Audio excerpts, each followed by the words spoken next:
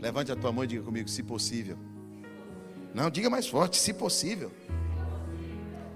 Então, quando Jesus ensina a gente, irmão, Jesus abre uma porta para mim, se possível, Jesus.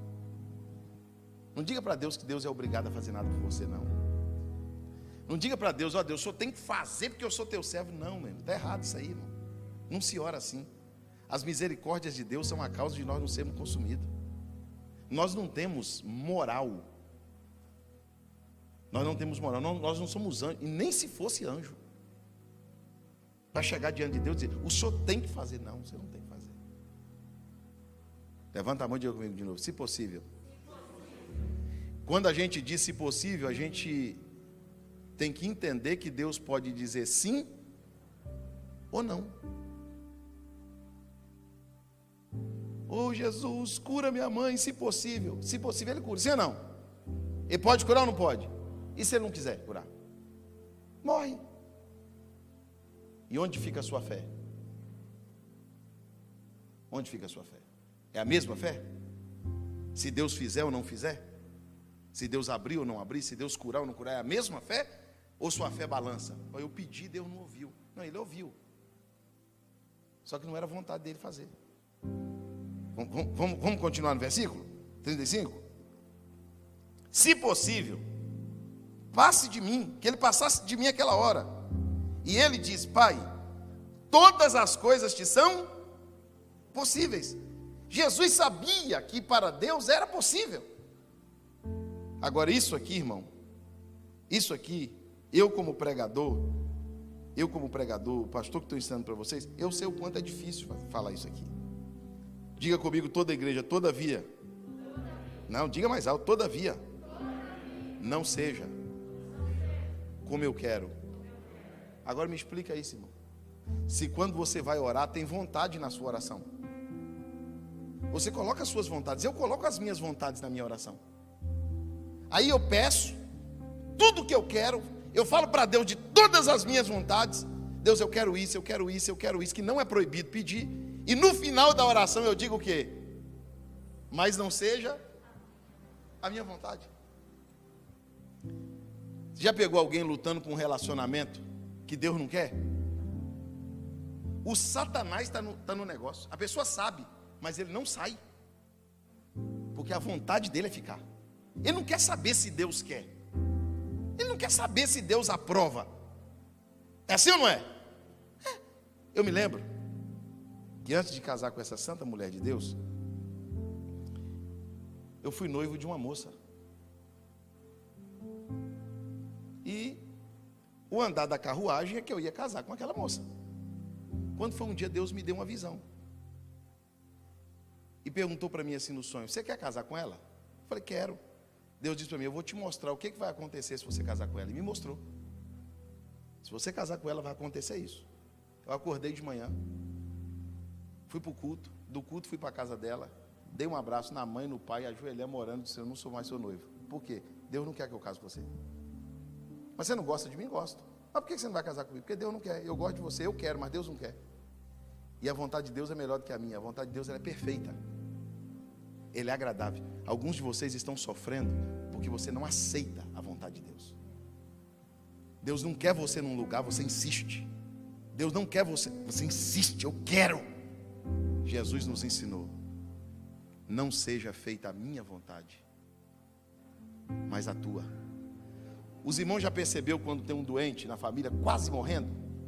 O velhinho tem lá 100 anos de idade. Não, Jesus, não deixa morrer não, não deixa morrer não, não deixa morrer não, não deixa morrer não, não deixa morrer não. E o velhinho sofrendo, injeção, tira sangue, põe sangue. O dia que a família diz assim, faça a tua vontade, no outro dia Jesus leva. Porque Deus quer fazer a vontade dele, e a gente não quer. Deus quer te tirar de alguns embaraços. Deus quer te tirar de algumas situações. Mas Ele quer que você aceite a vontade dEle. Você aceita a vontade de Deus? Você aceita ou não aceita? Então levanta as suas mãos e diga, Deus, eu aceito a sua vontade. A vontade de Jesus era que Deus passasse dele o cálice, sim ou não? Deus passou? Não passou. Jesus, eu te agradeço, Pai, porque o Senhor me ouve. Naquele dia Deus ouviu, mas não atendeu. a ponto de Jesus gritar na cruz: Eli, Eli, lama sabachthani. Deus meu, por que me desamparaste? Deus disse: eu não posso te livrar desse cálice. Não posso. Tem coisas que Deus vai deixar a gente passar. Mas sabe o que Jesus está dizendo? Jesus está dizendo que o sofrimento do Getsêmani não me faz fugir do Calvário. O sofrimento do Getsêmani não me faz deixar a minha cruz. Quem está me ouvindo diz amém. Olha, irmãos, eu tenho 23 anos de fé. Já tive altos e baixos na minha vida. Mas eu nunca aceitei alguém dizer para mim: eu não estou na igreja por causa da fulana. Eu não estou na igreja porque não gostam de mim. Eu não estou na igreja porque a igreja não presta. Eu não estou na igreja mais porque... Isso não existe. Isso não existe. É uma pessoa que não foi convertida. Uma pessoa que não tem Jesus como padrão de vida. Uma vez que você se converte a Cristo e o seu coração está dominado, controlado pelo Espírito Santo, pode pisar na tua garganta, meu irmão. Pode colocar a tua língua para fora, pode tirar o sangue, não vai adiantar. Ninguém te separa, ninguém te arranca de Deus. É uma decisão. Jesus estava sofrendo no Getsêmani, mas não correu do Calvário. Ele sabia que depois do Getsêmani ele ia para a cruz. E aí eu fui descobrir que só não aguenta a cruz quem não passa pelo Getsêmani. Quem são os crentes que não suportam a cruz? Os que não suportam medo, os que não suportam tristeza, os que não suportam pavor, os que não sabem ir um pouco mais adiante, os que não conseguem andar, que tem que estar carregado no colo o tempo todo. Esse não aguenta a cruz, uma hora ele deixa. Mas a Bíblia diz que ele foi um pouco mais adiante. Ele prostrou com o rosto em terra, pediu para passar, Deus não passou. Ele diz: olha, que não seja feita a minha vontade, mas seja como tu queres. Ele encontrou os discípulos dormindo de novo. Agora eu quero ler com vocês o versículo, para terminar o versículo de número 40 e 41. Ele volta pela terceira vez e disse: pode dormir agora, descansa, basta, é chegada a hora. Diga comigo: é chegada a hora. Diga comigo: o Filho do Homem é traído pela mão dos pecadores. Pastor, você podia me explicar melhor? Posso. O que Jesus estava dizendo? Eu estou preparado. Se você quiser dormir, pode dormir. Daqui a pouco a gente vai descer. Vai ter uma multidão lá embaixo, com varapaus e porretes para nos pegar. Mas eu estou preparado. Porque quem sai do jardim da oração, irmão, está preparado. Quem está no jardim da oração não é crente despreparado, não. Sabe qual é a minha preocupação como pastor? Saber como tem tanta gente despreparada. Gente fraca que não aguenta nada. Não aguenta uma pressão, não aguenta uma prova, não aguenta uma luta. A fé para ele é negociável. O Calvário para ele é negociável. A salvação para ele é negociável. Ele abre mão da fé como se abre de uma roupa. Ele abre mão da salvação como se abre de uma coisa qualquer. Jesus disse: eu estou preparado, vamos embora. Quem estava dormindo desceu. Quando eles vieram em cima de Jesus, Pedro corta a orelha de um soldado. O que Jesus faz? Pega a orelha do soldado e cola a orelha do soldado. Porque quem está vindo da oração, irmão, quem não está na oração, irmão, gosta de uma briga, gosta de uma espada. Por isso que tem gente que só vive brigando. Por isso que tem gente que só vive no meio da confusão. Por quê? Porque não está no jardim da oração. O jardim da oração te acalma. O jardim da oração faz você olhar para o teu algoz com outro olhar, de outro jeito. O jardim da oração faz você olhar para a cruz como um propósito e não como um castigo. Você está entendendo isso? Diga glória a Deus. Porque o que faz você vencer não é o que você está passando. O problema, tem gente que pensa: pastor, o problema é a luta. Não é a luta, irmão. Se você olhar para a luta e dizer: é um propósito, Deus está permitindo, eu vou passar, tudo vai ser diferente. Agora enfrenta a luta como um demônio, para você ver, como um castigo de Deus. Isso vai fazer você sofrer 1000 vezes mais. Eu quero que você fique de pé comigo esta noite.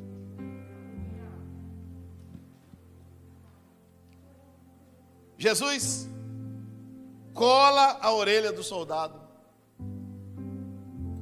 E a Bíblia diz que o Judas dá um beijo em Jesus. Quem? Judas. Aí Jesus olha para o Judas, pastor Juliano. Irmãos, isso aqui, Jesus ensina para a gente, porque é possível. Se não fosse possível, ele não ensinava.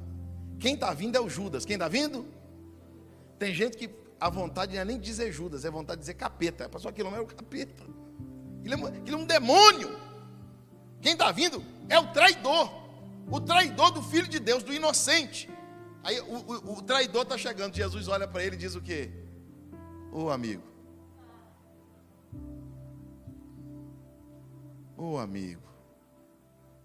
por que tu vieste?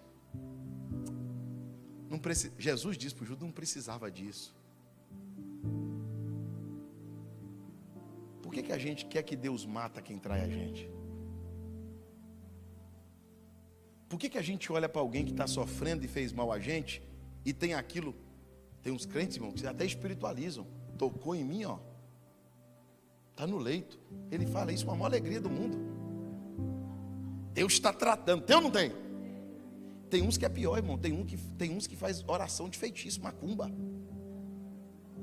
Tem uns que faz macumba na oração. Eles pedem para Deus fazer coisas que só o diabo faz. Mata, destrói Deus. Põe fogo, Deus, você está pedindo para a pessoa errada, meu filho, você tem que pedir para o capeta fazer isso.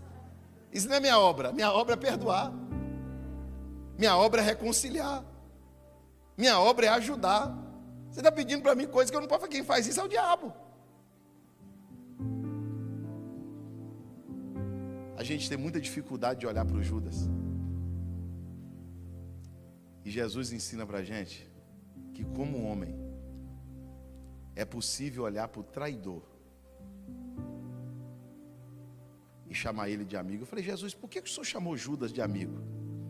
Jesus disse assim, porque ele não era meu amigo, mas eu sempre fui amigo dele. Não cobre das pessoas um sentimento igual ao seu, porque cada coração é um coração. Ah, pastor, eles não querem amar, ama você. Eles não perdoam, perdoe você. O coração dele é alheio. Você não tem como mandar no coração de alguém, ainda que isso te faça sofrer ou te decepcionar, mas é o seu coração. A obra de Jesus é essa. Aí sabe o que a Bíblia diz? Que ele vai para a cruz,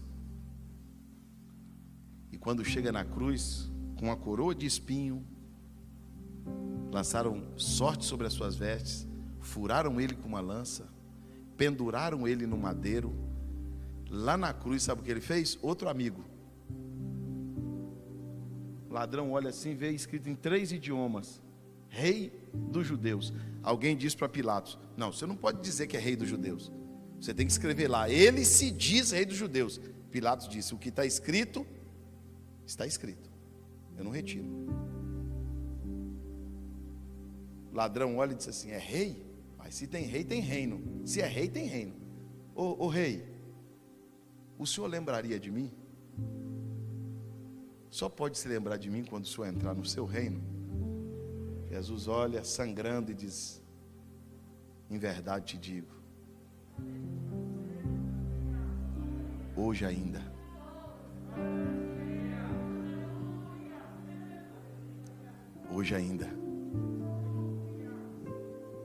estarás comigo no paraíso.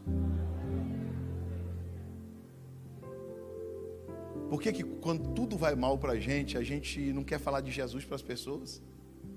Pastor, como que eu vou falar que Jesus cura se eu estou doente? O que tem a ver uma coisa com a outra, irmão? Pastor, como que eu vou dizer que Deus abre porta se a porta está fechada para mim? Irmão, essa doutrina não é bíblica, ela não é de Deus. O evangelho é ser, não é ter. Você não tem que provar nada com o que você tem, você tem que provar com o que você é. Jesus olhou para o ladrão e disse assim, olha, hoje ainda, você quer ser meu amigo? Jesus salvou um homem na cruz. A Bíblia diz que às 3 da tarde, ele grita, está consumado. Diga-me, está consumado. Não, mais alto. Ó, fechei a Bíblia, diga de novo. Sabe o que Jesus estava dizendo? Nasci, vivi, cumpri o propósito e agora está. Você não pode viver a metade do propósito. Você não pode ser crente a metade da vida. Fé não é como o tempo de trabalho que se aposenta. Ah, pastor, tem 32 anos de fé, vou encostar. Não. Aquele que perseverar até o fim, esse. É esse. Eu não vou mentir para os irmãos, não tem promessa para os outros, é para esse. Pastor, e os outros? Não, os outros não vão ser salvos. A promessa é só para quem vai até o fim. E tu, Daniel, vai até onde? Até o fim. Deus te trouxe aqui hoje para te dizer que a vida não é feita só de sorrisos, mas quando você terminar os seus dias, seja com teus filhos, com os teus netos, seja numa igreja, na sala da tua casa, onde foi, você vai poder abrir a boca e dizer: eu combati o bom combate, eu terminei a minha carreira, mas eu guardei a minha fé.